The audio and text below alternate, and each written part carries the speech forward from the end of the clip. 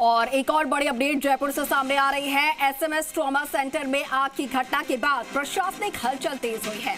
SMS अस्पताल के नए अधीक्षक डॉक्टर मृणाल जोशी और ट्रॉमा सेंटर के नए प्रभारी डॉक्टर बीएल यादव पहुंचे ट्रॉमा सेंटर ओटी कॉम्प्लेक्स। इसके अलावा आईसीयू का उन्होंने निरीक्षण किया है।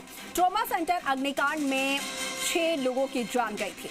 अस्पताल के बाद अस्पताल प्रबंधन के बड़े यहां पर बदलाव जो है वो किए गए और उसके बाद अब जो नई जिम्मेदारियां सौंपी गई हैं वो अधिकारी पहुंचे, निरीक्षण किया है और क्या कुछ मौके पर उन्होंने निरीक्षण में निर्देश दिए हैं वो भी जान लेते हैं।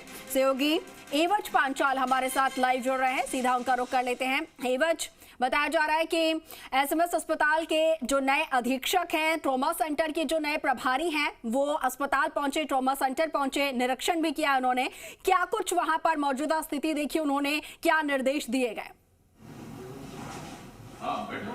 देखिएगा, रविवार देर रात की ट्रॉमा अग्निकांड के बाद सरकार ने बड़ी जिम्मेदारी जो मृणाल जोशी आरआरसी के प्रभारी भी रह चुके हैं उनको जिम्मेदारी दी है। मेरे साथ जुड़े हुए हैं मृणाल जोशी सर, मैं बात करना चाहूँगा। सर, बहुत बहुत बधाई हो, सरकार ने बड़ी जिम्मेदारी दी है और पिछले 2 से 3 घंटे तक पद ग्रहण करने से पहले आपने निरीक्षण किया। क्या क्या खामियां मिली और क्या क्या आपने निरीक्षण देखा? देखिए, सबसे पहली बात तो मैं ये कहना चाहूँगा, ये बधाई देने का समय नहीं है कि हमारे यहाँ पे जो मरीज़ थे जिन्होंने अपनी जान गंवाई है, हमें उनके प्रति संवेदना है और कहीं ना कहीं कुछ कमी रही है। देखिए, एसएमएस जो है वो एक टीम की तरह काम करता है और जिस तरह से एक मशीन के अंदर कई प्रकार के कलपुर्जे होते हैं और वो सभी इम्पॉर्टेंट हैं, है ना, तो सभी लोग इम्पॉर्टेंट हैं, सभी लोग पूरे दिल लगा के काम करते हैं।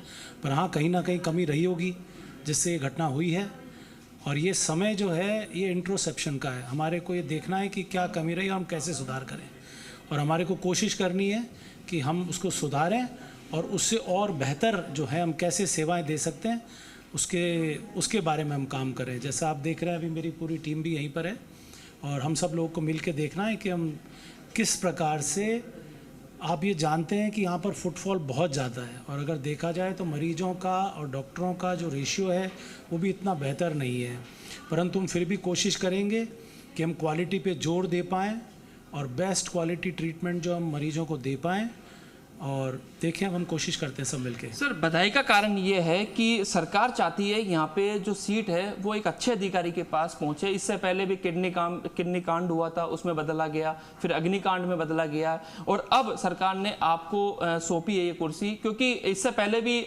लगातार कांड होते गए हैं और अब आप लंबे समय से, क्योंकि आपने पीजी भी इसी कॉलेज से करी है और आप शुरू से स्टूडेंट रहे हैं, आपका बयान भी पहले चर्चाओं में रहा है कि ये मेरा अस्पताल नहीं है, मेरा परिवार है। और ये बिल्कुल सही है और साथ में ये भी मैं बताना चाहूँगा कि जो पहले अधीक्षक रहे हैं और जो हमारे प्रिंसिपल साहब हैं, ये मेरे एमबीबीएस में भी सीनियर रहे हैं, अचल जी भी मेरे सीनियर रहे हुए हैं। तो आप ये समझें कि जो एक हमारी बॉन्डिंग है वो आज इस नौकरी से, पद से ना होकर उस ज़माने से है कि जब हमारे को किसी चीज़ की कोई परवाह नहीं थी और हम सिर्फ एक छात्र थे। सर, विजन क्या है अस्पताल का विजन? क्योंकि सेक्रेटरी साहब भी चाहते हैं कि अस्पताल में विजन करने वाला मुझे एक डॉक्टर चाहिए होता है, जो आपको सौंपी है कुर्सी। विजन क्या है सर इस अस्पताल को लेकर? क्योंकि लंबे पिछले मैं भी देख रहा हूँ, पिछले 30-35 सालों से आप इस अस्पताल में बने हुए लगातार।